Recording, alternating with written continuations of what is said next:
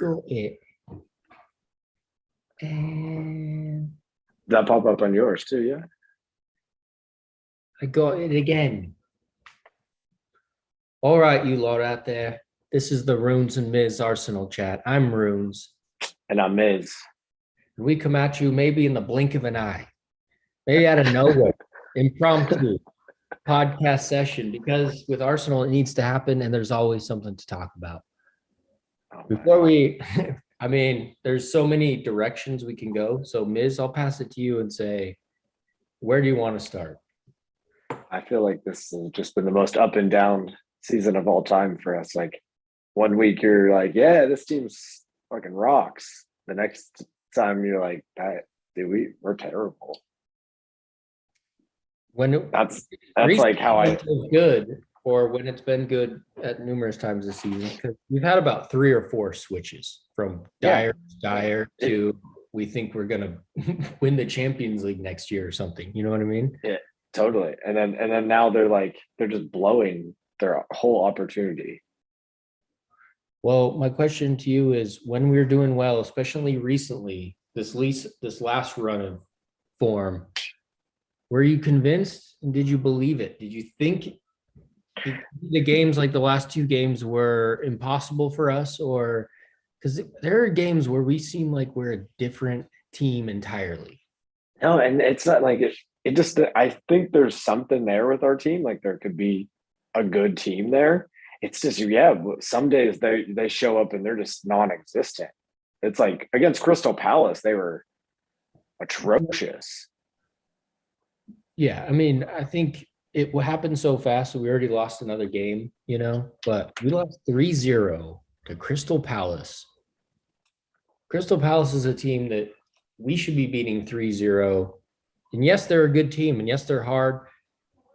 It makes you wish that we had Patrick Vieira instead of Mikel Arteta, which is like, why do they have Patrick Vieira and not like?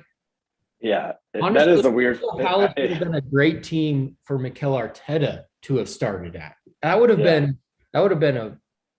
a huge like skipping of the line for him to be coaching at Crystal Palace. The fact that he's even an Arsenal coach really has been coming home to me to where I'm like, that makes no fucking sense at all. Like, looking at other past champions, like I've just been looking up like, well, you can't expect them to make good decisions over the tenureship of how this club's been managed in general, right? It's just, it goes back to it again. And I think it really is the Cronkies that are at the heart of it, because you look at what we were doing when we were invincible and winning the league. Then Kroenke comes in, and then all of the shit that makes no sense at all. The things that the head scratchers, I forgot we sold Van Persie to Man United for 22 million. Like, I mean, Unai Emery got his Villarreal team to the semis of the Champions League right now. And guess who's on that team? Fucking Francis Coquelin. Dude, there's a bunch of old dudes on that team. That team is like that dude who was terrible for us 10 years ago, but somehow was playing, is now somehow on a team, any team that's in the Champions League semifinal, when we're not, the idea of us being in the Champions League at all doesn't seem possible. Well, I don't think they're going to sack him. That's where I'm at. I just know that I think that he has the team all the way through next year. And I think like another shitty thing that I read today was that Granit Xhaka is planning to stay. But you know how much that can change. But it's just, if they keep Granit Xhaka after this year, like, it's just a ridiculous decision. He's been worse this year than he's ever been. I think he's declined as a player over each year. And then that same story was talking about Gabriel going to Barcelona, which would finally and finally, like, Gabriel and Ben White are probably the two, with Ramsdale, are probably the 3 most stable things in there. It really hurts us having Tierney out and Tommy Asu. Like, that has been with Cedric there, he gets broke off too much. So I feel like there's so many places where I could take a strand off of what you've said and probably spend the whole entire podcast just talking about that. But for sure. One major thing that I've kept saying to myself in the past, like since we lost to Brighton, was if you would have told me at the very beginning of the season, before game 1, but when we did that first podcast, if you would have told me, dude, by week 33, Cedric and Xhaka will be starting every game and playing 90 minutes, and Aubameyang will be At Barcelona for fucking Barcelona. And then I would have said, well, how much did we get for him? We're paying his wages, even though he had 18 months left. I'm just telling you, I would not have watched Arsenal. I don't give a fuck. You can call me whatever you want as a fan. Don't say I would have watched Man City and rooted for them. I would have rooted for no other team on the planet except for Real Madrid, which I like, but not in the same way as Arsenal. Like, I wouldn't pick another British team to watch, but I would not follow them, would not watch them, would not deal with it, dude. Honestly, because after last year, suffering. So what's your breaking point this year? Aubameyang, 1,000%. No, will you watch next year? You kind of got to finish this year because the Amazon thing is just going to be I mean, out of control. I'll watch it as I've been watching, with mild disgust and complete distrust, and then happiness somewhat tainted. It's not just they do well. It's not just us though. I played last night and my friend Richard was like, I can't even watch United now. He's like, I don't even know when they play. It's like, he was like a big fan, like following it all the time because they've just declined so much. I think, our trajectories of clubs we've talked about it before. It's very similar, very similar. We're in a very similar situation to them. We're happen to be a little bit better off, I think, right now, but not very much. I'd say we're in very similar predicaments. Like we don't have a manager sorted because Mikel Arteta is not going to be the solution long term. So and we don't have our owner sorted. I think like the Glazers, the Cronkies are well disliked within the organization. It's like people don't like them. There's protests at Old Trafford. They're going to redo Old Trafford or knock down Old Trafford, and that's where it really started. That's where it all went south for us, Well, that's what happens. It's like the redesign and like turn Highbury into just expand around it. Like how did we not do that, dude? They should have just used that. They should have used that. They did buy, and it's weird because they did buy the whole area. I think they just calculated and they're like, we need that. Highbury was kind of small, the stands wise, like it'd be hard to make that into like 60,000. I think that's probably why. And then they sold that off for $1 million per flat in there. There's like 30 of them. And that was if not more, there's more units than that. That whole thing is like fucking flats. Does that even sound like that much money though? Like we're talking $30 million, when Neymar alone cost $230 million to go to PSG. Yep. Like it seems like the Cronkies will do things like fire 55 employees to save $1.2 million a year. And you're just like, they get rid of like the scouts and stuff. They fired 55 people during COVID, which I haven't heard anything like, we hired them back. Like they're just like, nope, we're trimming costs. I saw something with Arteta, and it was like the amount on the wage bill, and Arteta's dropped it down like 50 million pounds, a year. Like he is totally a Cronky stooge, and we've known this for a long time. He's a yes man for all of what they're doing. That's the only reason why he's there. I don't think he's the one other thing though is I don't think he's a bad coach overall in some regard. I think like we've said, I think there's some contractual stuff for sure. There's no way. Like here's the thing. Granted, Xhaka, if there wasn't that, why would he play left back over Tavares? I don't care how many mistakes Tavares has made recently. He's still a better football player overall. Like, On that point, I mean, how many times has Xhaka passed it off somebody into our own goal? You know, he did that a couple times. He did it against Burnley, where he just passed a nonchalant pass that hit the dude in the nuts and went in the goal. And then he went back to playing. I know Tavares made a bad pass against Liverpool. I know. I didn't think he was that bad. I didn't think he was that bad. His like a mistake, dude. Yeah, he's not doing like dude, and he like technically is a good soccer player. Like he's solid. But you know what? It's hard because he came in guns blazing, doing well, confident, ready to make his mark, and he's being ruined. Like literally, Arteta is hurting his career because he's sending the clearest message that I can't even trust you to be on the field right now. We're gonna get scored on if you're even on the field, which is like career suicide. But you know what? I've seen this before. Kolasinac, if you can believe it, when he first came to the team, he was strong, fast. He was I remember he was kind of good. Overlapping. He was trying to get crosses in, and he just never improved off of that. And then it became to where we had to cancel his contract. So there's a huge problem with players coming here. And Aubameyang will be the best example. Everyone said he was shit. He's terrible. He's over the line.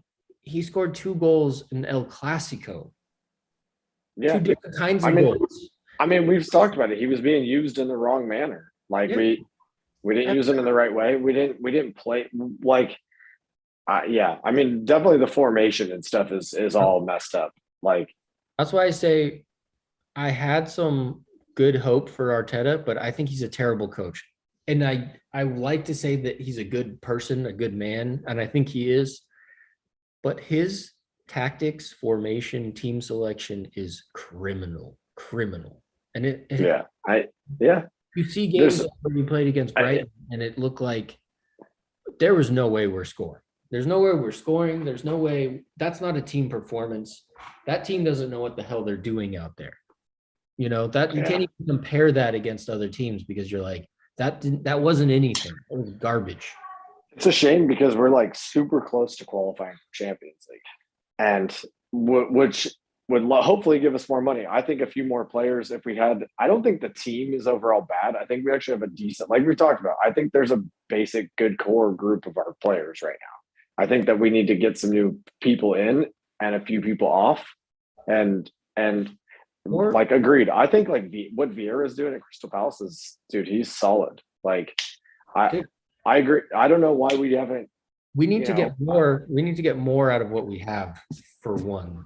You know, totally. Because we talk about getting this person and that person, and if we don't make Champions League, we're not attracting anyone of any real quality.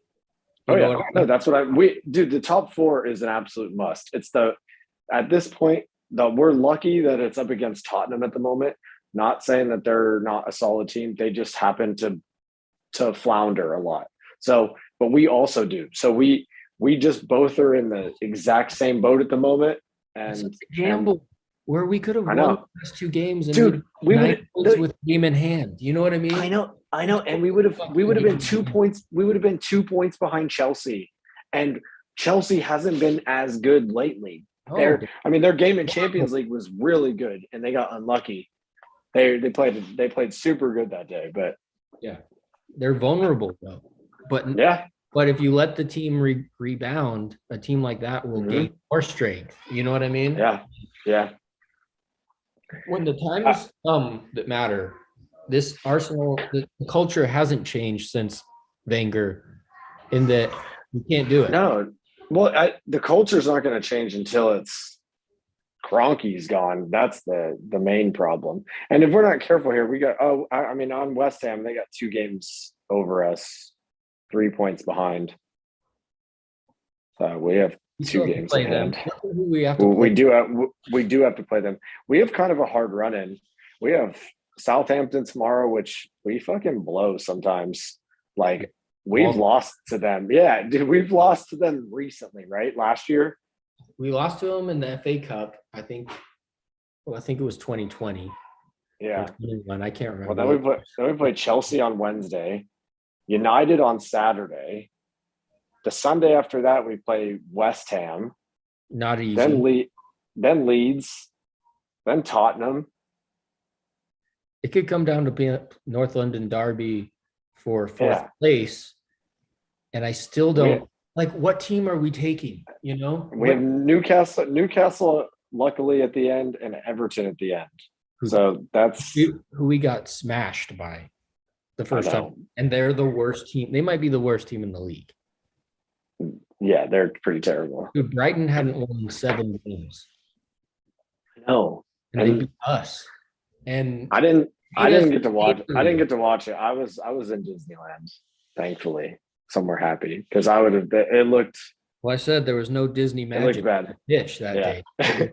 It was one of those games where it's just awful, and you look at it and you're thinking, why is the formation like this? Like again. So going back to what you said about contracts, here's my conspiracy theory about 3 people's contracts. Starting with Shaka, he has something in his contract where he has to play. Yeah. Because they build a team around him. They find a way to put him in. They put him in no matter what. He makes a mistake, he gets a pat on the back. Whereas other people like Tavares, who, did well in the beginning of the season, his career has been literally chopped off at the head. So why wouldn't you put him over Xhaka and left back? You have to. There's so many things to talk about with that, but it just will. I'll end it with, I think there's something contractual about that. There's something fishy contract wise. Absolutely. Second person is Nicola Pepe. The dude, he scores against England in a friendly for Ivory Coast. He scores, he's getting assists in the AFCON. They're one of the best teams. He starts every game for Ivory Coast. They know he's a baller. What happened when he came in against Wolves a couple games ago? 2 goals and he got a goal and assist. Yeah. In 15 minutes, just came in and absolutely destroyed. So there's something. Remember, we got him from Lille for 72 million, but it was paid in installments. That's where I first even heard about the idea of paying a transfer fee in installments. So that was the only reason why we got him, because Emery didn't want him. No one knew how to really integrate him into the system with Aubameyang and Lacazette. So they got it because they could pay in installments. So there must be something with add-ons where if he plays a certain number of games, then they owe Lille like another $10 million or something. And so they're religiously not playing him so that they never get close to that trigger for money, because that's the only reason why Pepe has been frozen out. And he's not even the second sub. He's after Nketiah, which that's annoying. Did you read that somewhere about the terms? No, I'm guessing. This is my conspiracy theory because they do that stuff with those contracts sometimes, where it's like if he makes a certain number of appearances, and it's like, and it just seems like something Kroenkes would do, where they don't, like, if they can save $1 million, they'll spend $50 million. You know what I mean? Well, and it's even like with Pepe, they only bring him on like on the one side, on the right, where why not even try to play him through the middle? Like we keep bringing Nketiah on, and dude, and he's so not involved. He already knows he's leaving this summer. I'm pretty sure he's already probably agreed somewhere. Usually they agree 6 months before if they're on a free. So, I mean, he's going to go somewhere. Palace has talked about it. He's not playing ever when he goes in. Why not play Pepe through the middle? I mean, Nketiah is another example. 2 years ago, he scored 10 goals in all competitions. He was 19. He was up there with Saka. He was above Emile Smith-Rowe. Yeah. That in the pecking order of Hail End kids, he was number 2 because he scored 10 fucking goals as a 19-year-old. He's the all-time leading goal scorer for the England under 21s. The next person, he balled at Leeds. Yeah, I think he couldn't he hasn't found his like scoring boots in the Premier League and stuff. But regardless, the dude is being mismanaged. Look at the decline. Look at the steep decline from scoring 10 goals 2 years ago to zero this year. Like he has 3 or 4 in the League Cup, but zero in the Premier League. Why? He has zero in the Premier League, yet he goes in ahead of Pepe. No, I don't understand it. What's your third player conspiracy? So far, I agree with those two, actually. William Saliba. There's something where weird an installment of payments will like become non-due or non-payable or something if they're just money laundering, aren't they? Like if you look at like what all those deals, like I think if you're talking about like just weird stuff, installments, we've talked about it before about how they've refinanced the stadium. They've done like just weird things. And I think the Cronkies are, I don't know if it's not, it might just not be kosher. Maybe it's not illegal, but it's like, they're just doing shit that like makes them money slowly. They're grinding out investments on everything they do. Like it's like, oh, where could we make a little bit more money if we do this? Right. And it just ultimately affects the bottom line of things. It ends up being a loss. Like that's clearly not the way to play the transfer game. Like I said, they'll spend. I don't think they look at it football reason though. No, there's something with deals and agents and shit like that. Because, I mean, you look at like William Saliba, they buy him, but they loan him right back. You know, and he's 2 years there now, and like he's almost out of contract at Arsenal.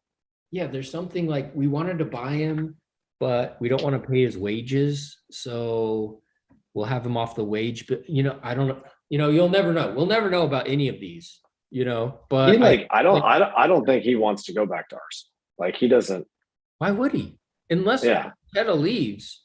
Like there are full-on players. I feel like Tavares, players like Nketiah, Pepe, if they're salvageable at Arsenal, they have to be under a different manager because he refuses to play them. And then when he plays them, everyone can see that it's not in the right position. You know what I mean? You play, even playing fucking Gabriel Martinelli on the left, and the dude is in our defensive third for a majority of the time he's on the field. And you're like, he's a center forward. He scored 10 goals 2 years ago. And he's like one of our best players right now. Like we need to. Like, I don't understand why we don't utilize him there either. That's like we always have someone to fit Xhaka on the team. We have to either not start Emile Smith-Rowe or Martinelli. Dude, and fucking Granit Xhaka is just. I mean, how bad was he at left back against Brighton? I'm sure he was terrible. We lost, so I don't know what he gets the ball and he plays the ball to feet. And it's like, what? I didn't lose the ball. And like, yeah, you just passed the ball to some guy with the man at his back. You didn't move at all. Yeah. So now you just gave him a shit sandwich and said, you deal with it. You know what I mean? And that's all he does every time. He gets the ball and he says, here, you take it. And they're like, okay, but what do I do with it now? He just doesn't have any, like, it's never positive what he's doing. So he almost got sent off the other day, like the one game against Crystal Palace. Even the announcer like talked about it. Like they were like, he just makes fouls, then gets sent off all the time.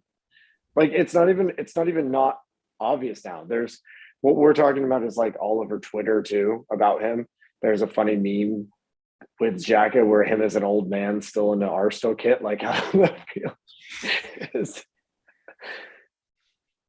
There's something has to be shady at a certain point, because like, did you see he gave a talk again, he gave another interview. Yeah. He's doing these yearly interviews where he basically says, I did nothing wrong. Yeah. These people are wrong. They're bad. They got it wrong. And abuse is on the pitch. You know what I mean? But on the pitch, you're liable to any opinion under the sun. When you leave that pitch, you are treated like a human being. and you are afforded the same decency as all human beings and respect, you know? That's how I feel like. But on the pitch, where you get paid to apply your craft, what opinion is invalid? If you suck, then you're going to know about it, and that's totally valid. Yeah. If someone supports a team and has been watching some of the best players to ever play the game perform for that team, and they compare that to Xhaka and find it to be a horrible, horrible deficiency in Xhaka, then that's a valid opinion. Yeah. And this dude is acting. And he like cussed oh, at what? the What? I get a red card. he cussed at the Yeah, fans it's as a well, physical game, guys. Like,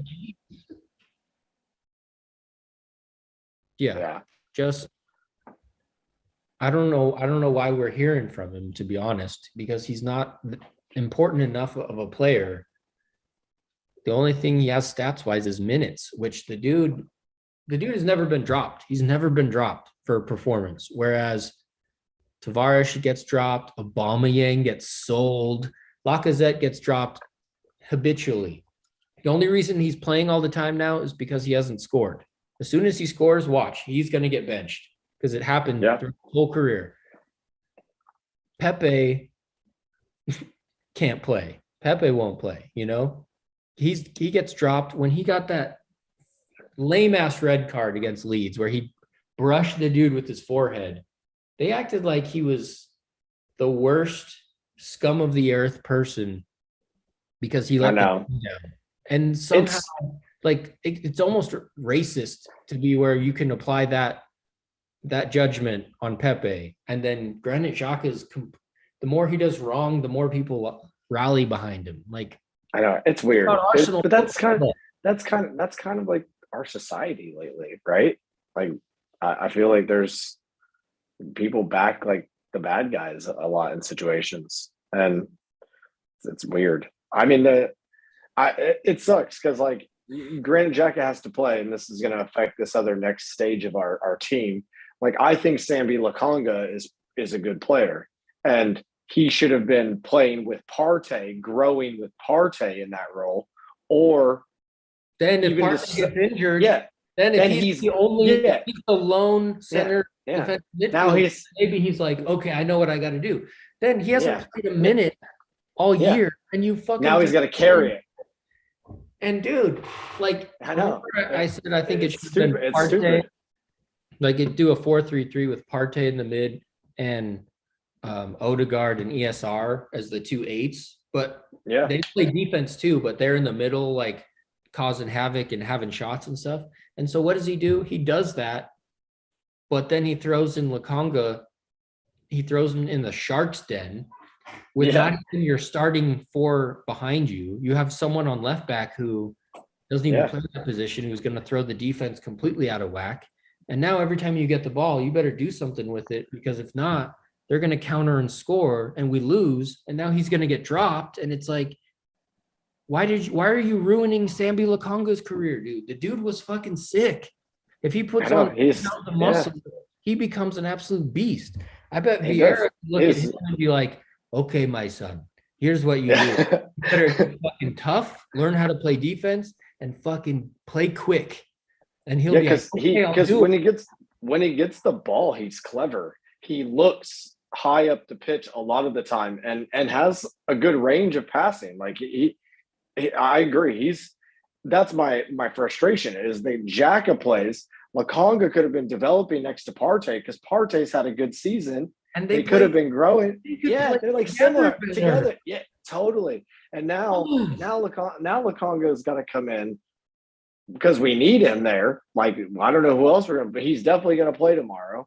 So now he's got to come in. Now he's got to perform under immense pressure, not like pretty new to the team still. And a new formation. And a completely new formation that totally none of the team, Odegaard and Emil Smith-Rowe didn't know what to do. You got Martinelli running around like a jackass around this part of the field, the ball's way up here, and he's not doing anything. And you have fucking Saka who gets the ball and tries to dribble 3 players every single time, and sometimes he gets close, but he's got no support. No one's overlapping him. No one's giving him. Everyone's You at know, least I 15 I yards think away. I think Arteta just plays. I've been playing FIFA a lot lately, and I've been playing with Arsenal online. And I think in theory, I think it works on like FIFA. He must be playing it on there because I will be smashing kids with the formation they're playing with like PSG. So I think on paper it seems like it could work because it's What's the set up through the mid. What's your And formation? I sometimes I leave it in just the normal one that it starts with, but I play with a back five that we would have, right? Tierney and Tomiyasu, White, Gabrielle, Ramsdale. I have Smith Rowe, Partey, Odegaard in front of them, Laka in front of them, Saka on the left, and Martinelli on the right. And then I usually sub on Pepe for Saka. Or one of those 3. Any one of Yeah. those 3. Yeah. Saka plays on the left. Saka plays on the left for me, actually. And I've had Martinelli on the right. And my team balls. I smash it with that team, actually. Why can't we get that, dude? Of all the I know. changes, like, are you kidding me, dude? Like I know that lineup, and I am fucking pumped, dude. I know, because that's a good team. That's a good team. Didn't you have someone like ESR who, for Huddersfield, he was a box to box, winning 50-50s, playing defense, getting the ball. I have him in a deep role, actually, because the way he runs at pace with the ball, he's hella fast, even on the game. Like, I mean, it's odd how real FIFA 22 is, but I'm sure that I don't know. It's that team right there. Yeah, doesn't that just sound?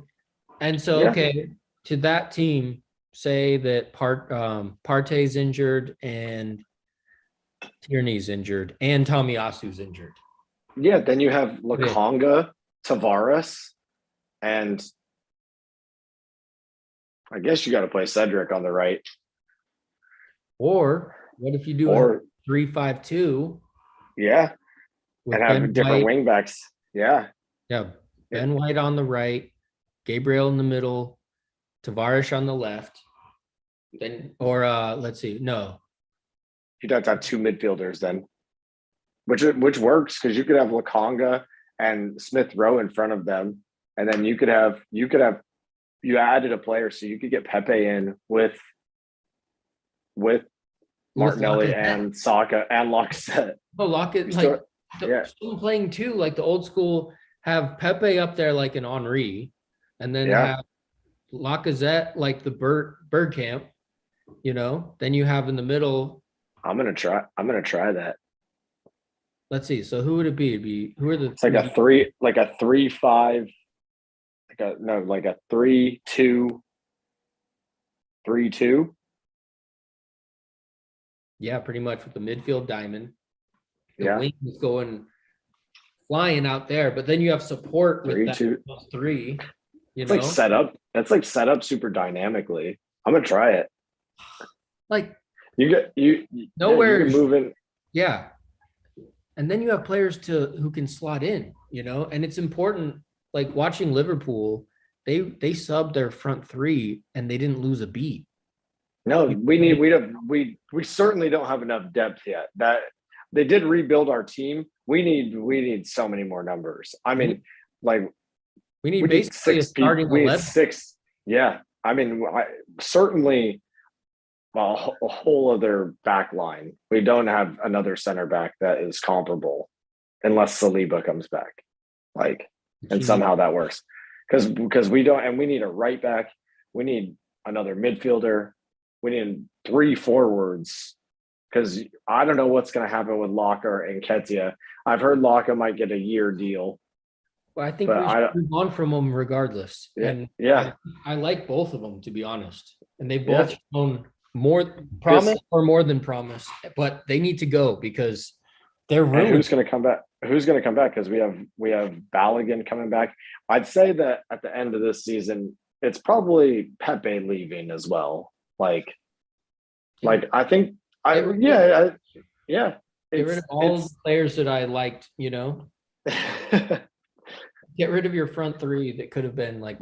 they're gonna, yeah. I mean, it sucks. They got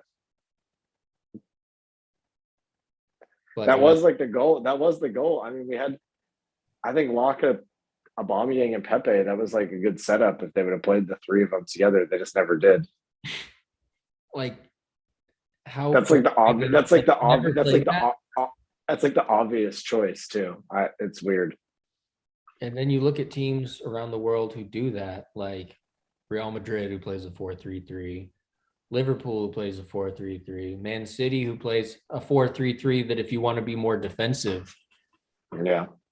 you can go with their style, which we could do, but we don't, like, and just the lack of playing players in their right position. It's like, he's like, nope, Pepe, you're on the right, and that is it.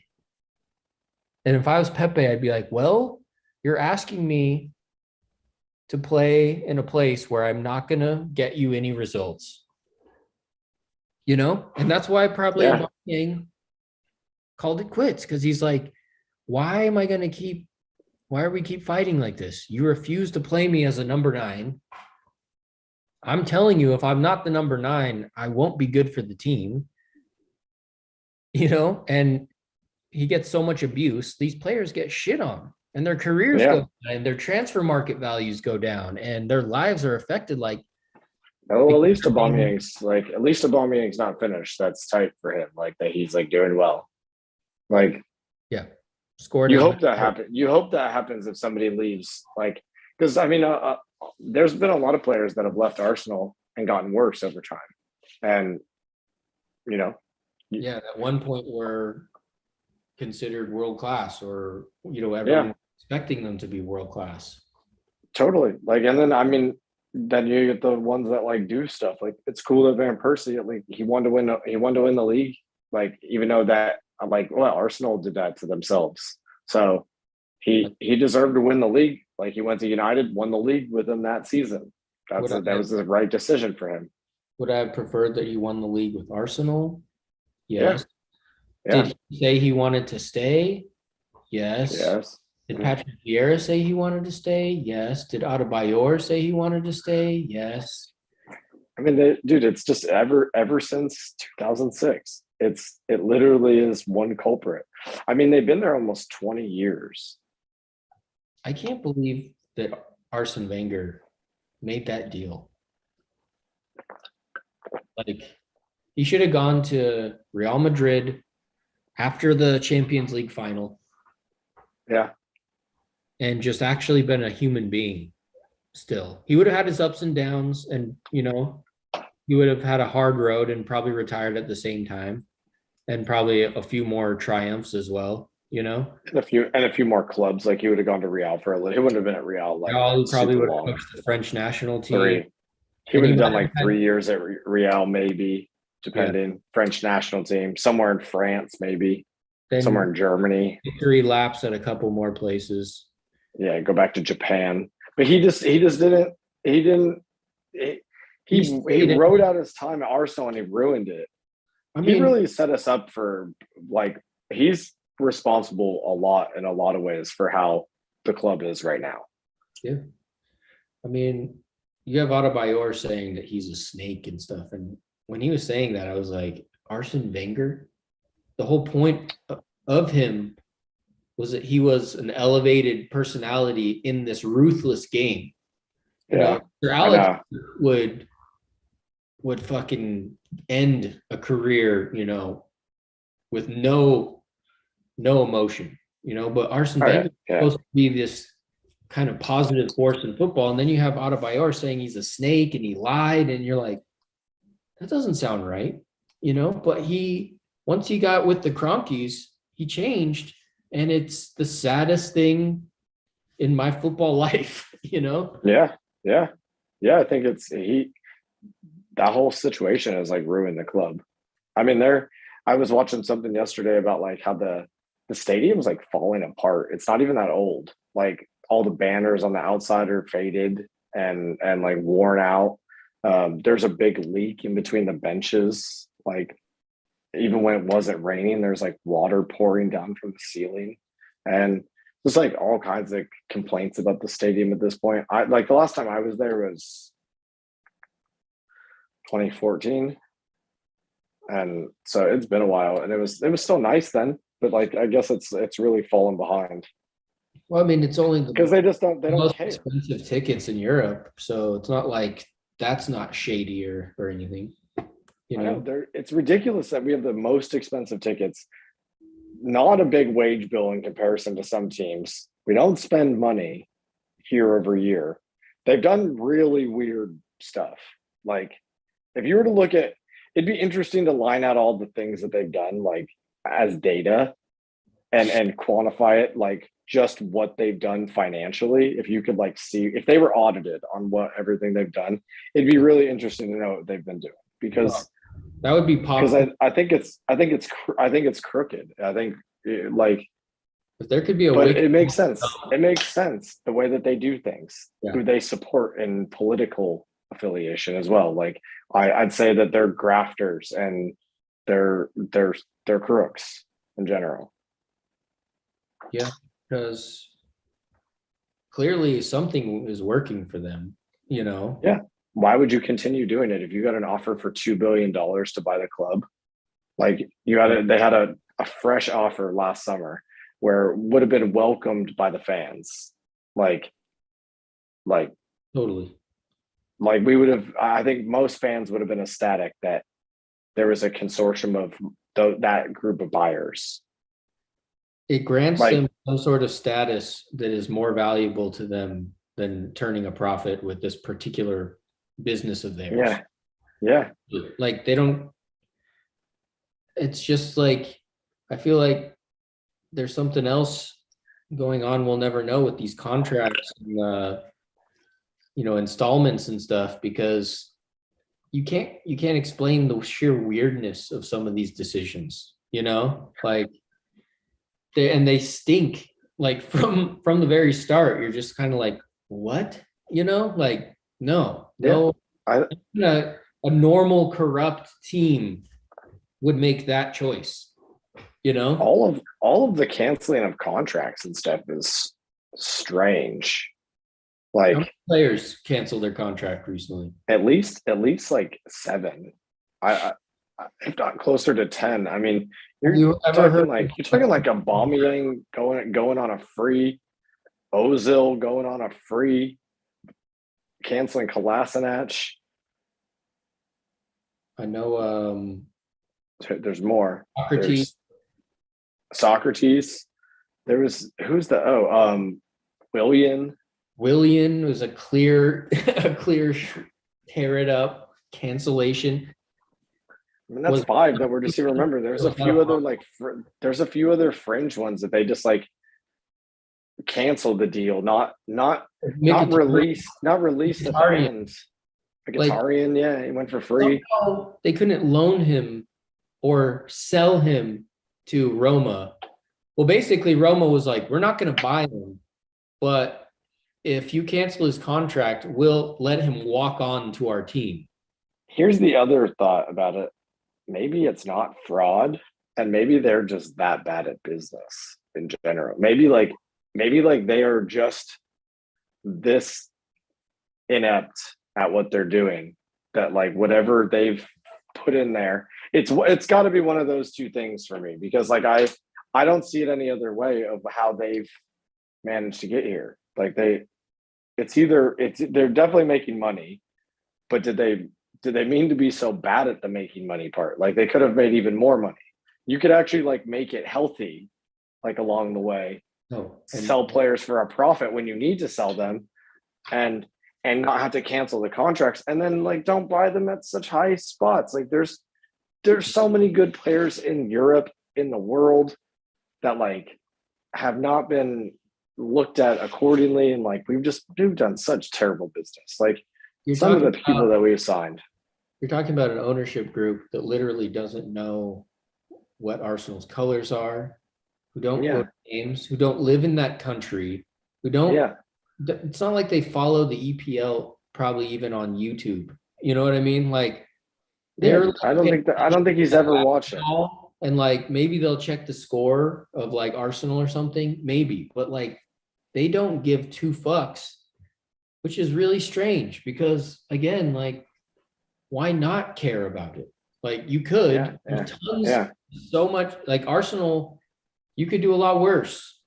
You know, you could be It's just if you didn't care about a business and you're just thrown at it, you could do a lot worse than fucking Arsenal Football Club. Like just yeah. half trying could have you could There's have got to be something. There's got to be something like I feel like that this I don't know, the governing body of sport in the UK and these countries should have like a little bit better control over what's happening to the cultural part of the game, like in general. Like we support the club and we like play football and like grew up playing football and like love football. I'd say that like we're avid football people and in the world. Someone like that, like going in that just doesn't care and using it as an investment tool is like is fucked up because like it's just ruining like an identity of an area of of something billions of people follow. You know, it's just kind of messed up for like the game and the that aspect of it. It really like bothers me that like the Saudis buying Newcastle, like maybe they'll be involved and maybe they'll go. You never know what you get. Like Abramovich actually care. I mean, the one thing with like Abramovich, like Man he's a City dirty. Yeah, seems he like never Man City goes. runs a quality shop, you know? Yeah, yeah. I mean, they care. I mean, dude. I mean, like even though Abramovich is shady and whatever he's done in his life, at least you just cared about the team. If you just plain simple, like he wanted to watch Chelsea win shit at any cost, And and he did. Like, he funded real improvements to the team. yeah, yeah. And the Practical, state and the stadium and the area. Like he the invested a lot in the area. like the academy, change that Yeah. academy to like one of the best, world class, you know, like Yeah, it's we have one that it's just sucking it dry. Same with the Glaziers. They look at these things as like cash cows and they're like, how much money can I get out of this? And what's the bottom dollar out of it? And yeah, I don't ever have to go. yeah, And I and can sit back and do my I'm not spending a red cent of my $1 billion on anything. Like yeah. there's like, oh, we need to do this. No. Oh, we should hire this guy because he's the best one for the job. No. You know, like we need a sporting director who's quality. No. We need a guy who we pick who's gonna say yes to us and Yeah. who's not gonna bring us players and say we need to buy this player for this amount of money. We're gonna Well, say we want this player because we can get him for this. You go and say yes. that's the thing is I think that we've talked about this before, and this is the main aspect of it. Until they are not at the club or as owners, I think we always are in this boat. Like we need a more ambitious owner to like be there watching the game. Like we don't have anyone, they never show anyone at the stands at Arsenal because there's nobody ever there worth noting in the stands anymore. Like there used to be people that showed up. Like they used to show I mean, Beckham there because his son supports Arsenal. Henri used to go. Like there used to be people in the stands all the time. The Cronkies used to go like long ago. He was at the stadium a lot more before he got it to where it is now. He doesn't want to go now because he knows how hated he is. No one wants him there. yeah, they rarely show the fans at the Emirates, period. It's like we don't get the same treatment, you know? Like you just see that, you see the pitch and that's it the whole time. And it feels like there's no atmosphere whatsoever because like Yeah. there's no like cool shot of them like with the fans or like, and No. I think the reason why my theory on that is that the Cronkies don't pay any money to any like pool Of fund FA. The of the the union or whatever they got to be a part of to yeah, help. like Yeah. just let's Yeah. all pull everyone put in 10 mil and we'll do this really nice thing. And they're like, no, we're not doing that. So they tell the Yeah. TV networks, like they tell the TV networks and they tell VAR. Because again, there was shit against Brighton where it was like, I can't remember what it was. It was like a penalty or something where you're looking at it and you're like, Oh yeah. The VAR, handball. stop and look at that. Like, Oh yeah, no, there was like I watched the replay. We never get fouls. Like, dude, if you're looking at brass tacks of like how the game shake out, like we get wrong done a lot in situations. Like, I don't know what Arsenal has done over the years to earn that, but it is blatant a lot of the time. We don't get VAR calls like when the other team will get like something reviewed down the other end for the same thing, Yeah. and like Doesn't go to we review. never get a penalty. It never goes to review. It never. We don't get shit. You're right. Like we probably don't pay into that fund that they have. Yeah, like we don't contribute to anything. Like on the NBC Sports, like EPL morning show or something, it shows all the different logos of the teams, and like We're Arsenal's like last. little like I thought we were a Big Six team. We're definitely one of the most famous ones, but like that reputation is fast disappearing as well. Oh yeah, I think Arsenal's a big club. people Like people know, like even the Premier League Sunday morning, or the like Rebecca Lowe and them, they've had Thierry Henry on there before to talk about that whole debacle. Like I mean, I think it's clear that there's a big culture problem at the club that's like deeply rooted. well, it's 1,000% the Cronkies, and you can't coexist in that world. No, that's why. I mean, no matter what, like I just don't think until that's gone. I Well, think Arteta's their guy for the minute for a while now. I agree. But like, how does that translate to Arteta refusing to play Pepe on the left? You know what I mean? I know. It's Yeah. somehow gotten into, and to be honest, Emery made similar mistakes. He seemed to not want to do it anymore and said no. But it's almost like the owners are picking the team and saying you have to run this, or telling someone like you have to play this team, because Yeah, and he's like, fuck, this is explain my team. it doesn't Yeah. explain the team selection through the past three managers, where you're like absolutely like, what world are you living in to put on this formation? It makes zero sense. Totally. So we play Southampton tomorrow. Yeah, 7 I believe. 7 a.m.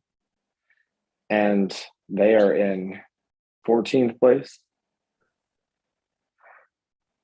I hope we don't lose. Having a crap season. Southampton just got smacked 6-0 to Chelsea. So I hope we don't. I hope we don't lose, I mean, or we might. yeah, I mean, when we go up against Brighton, I knew that they would be a tough team. The way they play, they're super physical. They're not going to be scared. They're going to be looking to do the clutch play, knowing that we're going to do the non-clutch play. And we don't have and Partey's out for the season now too. I saw today that Arteta said he's unlikely to play again this season. It didn't look good, his scan on Arsenal's website today. A player who was never injured for Atletico Madrid, who happens to be probably the most physical team in the world, in Europe. Yeah. Oh, I mean, they were rough the other day. Yeah, they play the most physical style. Like that. The commentator was like, I was listening to it on BBC on Talk Sport, because I was driving around and didn't get to watch the game. The Talk Sport was like, the one guy was like disgusted with Atletico, with like how they were playing. I didn't watch highlights, but it sounded violent at the end. They were playing tough, but they were trying to win. You know what I mean? They weren't trying to waste time. Man City was trying to waste time. Slow the game down. Yeah, slow the game down. And they were pushing the tempo and making it real uncomfortable for City. I'm sure. But Partey played for them, and he never got injured. I mean, that's like Arsenal's thing. I mean, now we have Tierney and Partey out for the rest of the season, and Tomiyasu hasn't featured in like a while, and his like calf problem seems to be taking a long time, which sucks. We are super close to qualifying for Champions League. Like, we have a tough run of games. But if we were playing with that team that I mentioned, the FIFA lineup or yours, if we were playing with one of those teams that actually, like, we have the players, and if they were fit, I would back them 100% to make the Champions League. Oh yeah, because that's what was happening like recently. We had a really great run of form, and they can perform. They can be very good at And I times. don't There's think times that and even at our best, I don't think any player was playing anywhere near their full potential. Like yeah, Odegaard scored a shot, it was a deflection against Burnley. The dude has a 40-yard rip. He scored yeah, he against does. Olympiacos that straight fizzed the net from like 35 out. He could add that to his game. And so and He's getting better. Odegaard's definitely progressed. Actually, like you can see that he's gotten better, which is but he's cool. capable of having a terrible game though. I mean, Yeah, totally. Palace, he gave up a PK. But there's certain games where no one plays well. And you know that Yeah. that's a formation issue. When you have players who have been producing and then all of a sudden they're not playing well, but no one is playing well. No one played well against Brighton. No one. Oh yeah, it seemed that way. Well, I hope they do something different tomorrow. I'm gonna wake up and watch it because I gotta be up anyway, so it's might as well. But I'm not confident that they're gonna figure it out.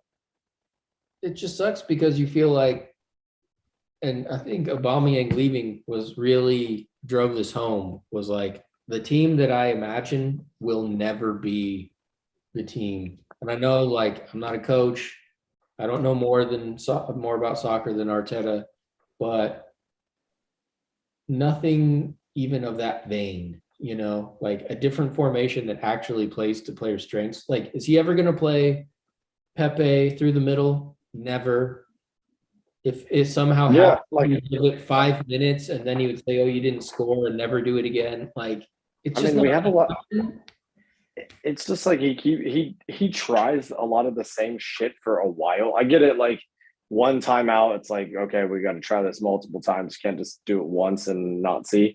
But it's like bringing Nketiah on right now, as opposed to like playing Martinelli or Pepe through the middle, doesn't make a whole lot of sense to me in general, because like those two are proven goal scorers that we know in the Premier League. And they're by getting past the ball. Nketiah is old school. Pass him the ball in the box, and he'll tuck it away. He's not a dude who can get it on the left, dribble. No, he's like a number 9. Like he should play behind. Yeah, like he doesn't play a number 9. He says like no number 9s. Yeah, they false. It's just silly decisions like that. So. I hate it. Well, we hopefully maybe we'll be able to recap next week. That save us a good impromptu session. Yeah, we'll see if other ones. But I feel like the headwinds against Arsenal are strong. We got Chelsea. Yeah, we got Chelsea after that. It could get ugly, I think, is my prediction. No scores, but last time my prediction was they need to convince me. And after the last 2 games, my prediction is it could get real ugly. Oh, I mean, we got Chelsea, United, Tottenham, West Ham, Tottenham. And then the other 2 games are Leeds and Everton. At Leeds, Everton, and Newcastle. And that's like none of those. I mean, those teams are capable of making it tough. So we could win all those games, and we could also lose all those games. If we lost to Brighton, then we could lose to all of those teams. If we lost 3-0 to Crystal Palace, then we could lose to all of those teams. Yeah, and United and Tottenham are going to be really hard matches. Like they're near us. Like we're probably going to lose to Chelsea, dude. Because Kulusevski, he brought him from Juventus. That dude is comfortable. He's used to the physical game of Italy. He's comfortable with his touch, and he knows how to get the ball to Son and to he's good, and he can score. And it's like, we don't have any player that plays like that. So it's worrying. Well, I'm sure we're going to talk again. The Amazon thing is going to be interesting, I think. The first 4 seasons should be good. The first half is broken up into 4 seasons. It should. They're gonna need more than one season for it, just for this season alone. All the shit that's happened. Seriously. God. Like the Tottenham one, not a lot happened because COVID started, and then when the time they came back, they weren't able to really. Have you watched that one? Oh, yeah. It was interesting though. It was interesting. Yeah, it was interesting to see like what happened after. That was like, And Jose Mourinho just talking shit to their faces. I'm like, why are you guys? oh, Why? I don't understand. Why are you so bad? the Man City one's really good. That was great. Pep, their operation. He's a maniac. Yeah. So impressive, but it'd be so hard to be in that. Dude, I mean, they're duking it out. Man City and Liverpool are just that they could end up playing each other in the Champions League final. FA Cup final. Or no, they're playing the FA Cup semi. So Champions League tomorrow. Final. That's tomorrow, right? Yeah. What if one team wins all three and the other team just gets zero? Yeah, I know that one of them could get goose out of it. Who's going to do it too? Tomorrow is the semifinal. What if Liverpool did the quadruple? Man City gets nothing. Yeah. That would be wild. Yeah. And then where does Arsenal fit into that? It's a different sport, different. We can't play Pepe in either on the right, left, or in the middle. That's where we're at. Yeah. No, we're not there. No. No. All right. So it's been real. I'll be up if you're going to be up watching it. Yeah, we'll text. I'm sure. Yeah. Sad I missed the Brighton game or not last week. Didn't miss anything. Yeah. Thanks for joining us. We'll see you next time. Any impromptu fans that jumped on?